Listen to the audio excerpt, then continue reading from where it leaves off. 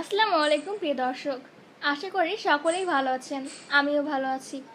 আজকে আমি আপনাদের জন্য নিয়ে এসেছি এই মজাদার চিকেন পাস্তার রেসিপিটি। এটি খেতে যেমন মজার, এটা বানানো কিন্তু অনেক সহজ। তো চলুন দেখে নেওয়া যাক কীভাবে বানাতে হবে। তো এটা বানানোর জন্য আমি এখানে একটি কড়াই বসিয়ে নিয়েছি চুলোয়। এবার এর মধ্যে পানি দিয়ে দিচ্ছি পরিমাণ মতন, এবং এই পানিটা দিয়ে এরপর আমি এর মধ্যে দিয়ে দিব তেল এবং সামান্য পরিমাণ লবণ। তেল এবং লবণ এগুলো দিলে পাস্তাটা ঝরঝরে হয় এবং একটার সাথে আরেকটা লেগে যায় না। এর মধ্যে 1 চা চামচ তেল দিয়ে দিচ্ছি এবং তেলটা দেওয়ার পর এর মধ্যে লবণ দিয়ে দিব 1/2 চা চামচ পরিমাণ।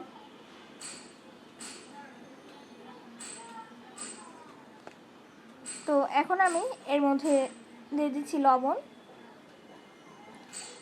এরপর এটা আমার পানিটা ফুটে উঠেছে। এখন এর মধ্যে আমি দিয়ে দিচ্ছি পাস্তা।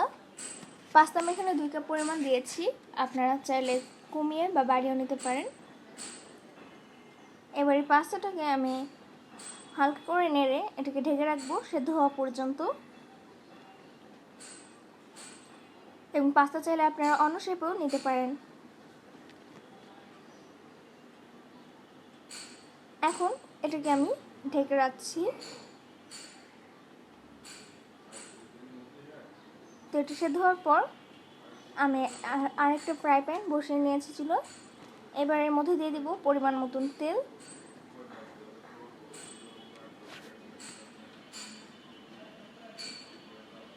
তো তেল দেওয়া হয়ে গেলে আমি এর মধ্যে দিয়ে দিচ্ছি চিকেন। তো মাংসটা দেওয়ার পর এটাকে ভালো করে ভেজে নিতে হবে। তো আমি এটাকে কিছুক্ষণ নাড়াচাড়া করে এটাকে ভালো করে ভেজে নিব এবং তারপরে অন্যান্য জিনিস দিব এটার মধ্যে।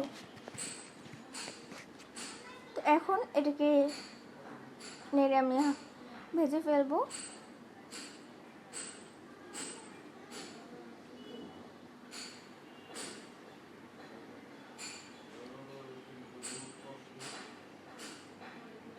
তো আমারটি কিন্তু প্রায় হাফ সেদ্ধ হয়ে এসেছে।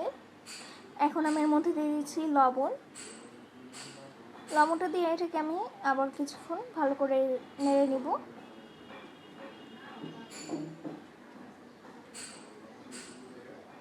আর সাথে দিয়ে দিচ্ছি মরিচ গুঁড়া 1/2 চা চামচ পরিমাণ।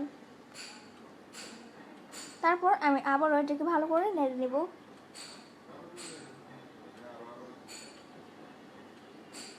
এরপর এই মাংসটা যখন ভাজা ভাজা হয়ে আসবে তখন আমি এর মধ্যে দিয়ে দিব পেঁয়াজ কুচি। তো এটাকে ভালোভাবে নাড়াচাড়া করতে হবে এবং আমার মাংসটা কিন্তু ভাজা হয়ে গিয়েছে, সেজন্য এখানে আমি দিয়ে দিচ্ছি পেঁয়াজ কুচি 1/4 কাপ পরিমাণ। এবার পেঁয়াজটাকে ভালো করে ভেজে নেব এবং তারপরে দিয়ে দিব টমেটো, মরিচ এবং অন্যান্য মশলাগুলো। আমার পেঁয়াজটা কিন্তু ভাজা হয়ে গিয়েছে, আপনারা দেখতেই পাচ্ছেন। এখন এর মধ্যে দিয়ে দিচ্ছি 1/2 কাপ পরিমাণ টমেটো কুচি।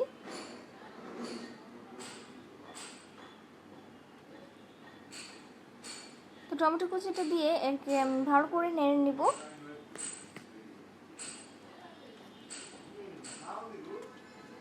তো এরপর এর মধ্যে আমি দিয়ে দিচ্ছি মরিচ কুচি। মরিচ কুচিটা আপনারা আপনাদের স্বাদ অনুযায়ী দিবেন। আপনারা যদি ঝাল পছন্দ করেন তাহলে বাড়িয়ে দিতে পারেন। সাথে দিয়ে দিচ্ছি পাস্তার সাথে থাকা যে মশলাটা থাকে সেটা। তো আমি এখানে ফুল প্যাকেট দিয়ে দিয়েছি এবং মরিচ কুচি দিয়েছি 2 চা চামচ পরিমাণ। তো দেওয়ার পর এটাকে আমি ভালো করে নেড়ে নেব।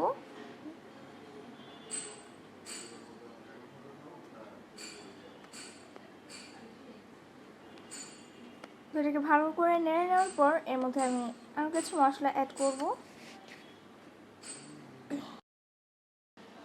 তো এখন আমি এর মধ্যে দিয়ে দিচ্ছি সয়া সস 1/2 চা চামচ পরিমাণ। তো সয়া সসটা একটু আপনারা বুঝিয়ে দিবেন, কারণ এর মধ্যে যেহেতু লবণ দেওয়া হবে সেজন্য সয়া সসটা একটু অল্প করে দিবেন। তো এরপর আমি এটাকে ভালো করে নেড়ে এর মধ্যে দিয়ে দেবো স্বাদ মতো লবণ। তো লবণ এখানে আমি আধা চা চামচ এর একটু বেশি ব্যবহার করব। তারপর দিয়ে এটাকে ভালো করে নেড়ে এর মধ্যে আমি পাস্তাটা দিয়ে দিব এবং পাস্তাটাকে কিন্তু আমি সেদ্ধ করে কিছুক্ষণ পানিতে ভিজিয়ে রেখেছিলাম, যাতে করে ভিতরে যে রান্না করার প্রসেসটা সেটা যাতে বন্ধ হয়ে যায়। এবং পাস্তাটাকে আপনারা ফুল সেদ্ধ করবেন না, 80% সেদ্ধ করতে হবে। তো এটাকে ভালো করে নেড়ে নেওয়া হয়ে গেলে এরপর আমি এর মধ্যে পাস্তাটা দিয়ে দিচ্ছি। তো পাস্তাটা দিয়ে এটাকে ভালো করে মিক্স করে নিতে হবে।